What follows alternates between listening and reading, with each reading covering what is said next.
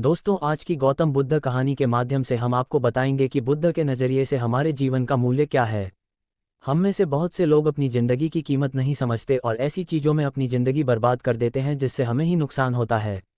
कुछ लोग शराब के पीछे, कुछ लड़कियों के पीछे और कुछ पैसों के पीछे अपना पूरा जीवन बर्बाद कर देते हैं। आज की बुद्ध कथा के माध्यम से आपको पता चलेगा कि हमारा जीवन कितना अनमोल है और हमें अपना यह अनमोल जीवन कैसे जीना चाहिए। एक समय की बात है, गौतम बुद्ध अपने शिष्यों को जीवन से जुड़ी अच्छी और बुरी बातों का ज्ञान दे रहे थे। सभी शिष्य बड़े ध्यान से उनकी बात सुन रहे थे। उन सभी में एक शिष्य ऐसा भी था जिसे प्रश्न पूछने की आदत थी। वह उठकर गौतम बुद्ध के पास गया और उनसे बोला, आप हमें जीवन के बारे में जो कुछ भी सिखा रहे हैं उसका क्या फ़ायदा, क्योंकि हम में से कई बच्चे तो ये भी नहीं जानते कि हमारे जीवन का मूल्य क्या है और यह जीवन कितना कीमती है, हमारे लिए है। पहले कृपया हमें बताएं कि इस जीवन का मूल्य क्या है। बुद्ध ने अपने शिष्य की बात सुनकर अपने कमरे में जाकर पत्थर का एक चमकता हुआ टुकड़ा ले आया। मैं तुम्हें इस जीवन का मूल्य तब बताऊंगा जब तुम्हें इस पत्थर का सही मूल्य पता चलेगा, उन्होंने कहा और टुकड़ा अपने शिष्य को दे। आप भी इस पत्थर के टुकड़े को किसी को नहीं बेचें। शिष्य गौतम बुद्ध की बात मानकर बाजार की ओर चले गए। उसने पहले बाजार में एक फल विक्रेता को देखा और उसे एक पत्थर दिखाकर पूछा, इस पत्थर के बदले तुम मुझे कितने फल दे सकते हो? फल विक्रेता ने कहा, ये पत्थर कोई खास नहीं है, लेकिन फिर भी मैं तुम्हें इसके बदले में 10 केले दे सकता हूँ। वो शिष्य उस पत्थर को लेकर आगे बढ़ गया। तभी उनकी मुलाकात एक सब्जी बेचने वाले से हुई। शिष्य ने सब्जी विक्रेता से पत्थर की कीमत पूछी।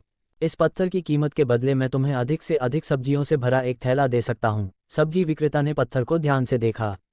उस पत्थर को लेकर शिष्य एक सोने के व्यापारी के पास गया। पत्थर के उस टुकड़े की चमक देखते ही सुनार ने उसकी कीमत 100 सोने के सिक्के लगा दी। जब शिष्य ने टुकड़ा बेचने से इनकार कर दिया तो सुनार बदले में 200 सोने के सिक्के देने पर सहमत हो गया। लेकिन शिष्य ने वो पत्थर नहीं बेचा। इसके बाद शिष्य एक हीरे के व्यापारी के पास गया और पत्थर का टुकड़ा उसके सामने रख दिया। जैसे ही हीरे के व्यापारी ने उस पत्थर को देखा, उसने एक साफ कपड़ा बिछाया, उस पर पत्थर रखा, फिर उसकी परिक्रमा की और हाथ जोड़कर पत्थर को कपड़े में लपेटते हुए कहा, तुम जिसे साधारण समझ रहे हो उसकी कीमत पूछ रहे हो, पत्थर। दरअसल यह एक बहुमूल्य माणिक है। ऐसा माणिक हर किसी को नहीं मिलता। अगर मैं अपना सब कुछ बेच भी दूं तो भी मैं उसकी कीमत नहीं चुका सकता। उस व्यापारी की बातें सुनकर शिष्य आश्चर्यचकित रह गया।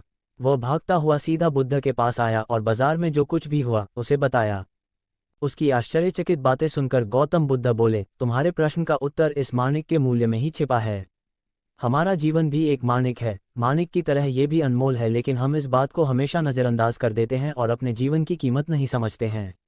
हम दूसरों को देखकर और उनके जैसा जीने की कोशिश करके अपने जीवन का मूल्य कम कर देते हैं।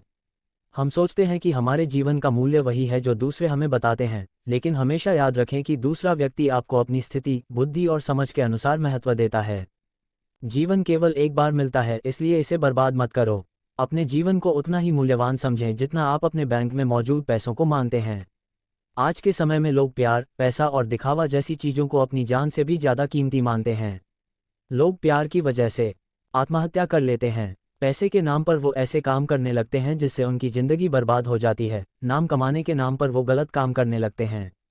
हमेशा याद रखें कि दिखावा करना जरूरी नहीं है। प्यार दोबारा पाया जा सकता है, पैसा दोबारा कमाया जा सकता है, लेकिन ज़िंदगी दोबारा नहीं पाई जा सकती। इसलिए अपना अनमोल जीवन अच्छे से जिएं। हर सेकंड का आनंद लें। कभी यह मत सोचो कि तुम इस दुनिया में किसी काम के नहीं हो। ये कभी मत सोचो कि तुम्हारा जीवन निरर्थक है। तुम्हारे होने या न होने से कोई फर्क नहीं पड़ता। जब भी आपके मन में ऐसे नकारात्मक विचार आएं तो बस खुद को याद दिलाएं कि जीवन एक रत्न है और यह अमूल्य है। तो अपने इस अनमोल जीवन को कभी किसी के कारण नष्ट न करें। धन्यवाद।